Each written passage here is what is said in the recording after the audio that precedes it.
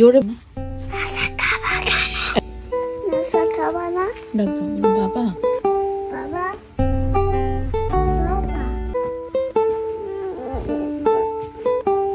বাবার তুমি বাবার জন্য ব্রেকফাস্ট রেডি করেছো?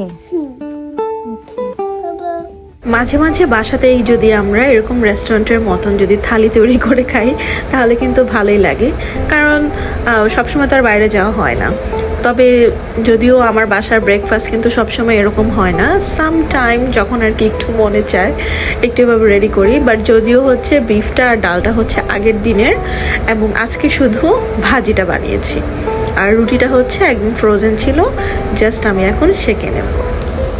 না, গাছের এই সিম দিয়ে আলু ভাজিটা কিন্তু রুটি দিয়ে খেতে খুবই মজা লাগে।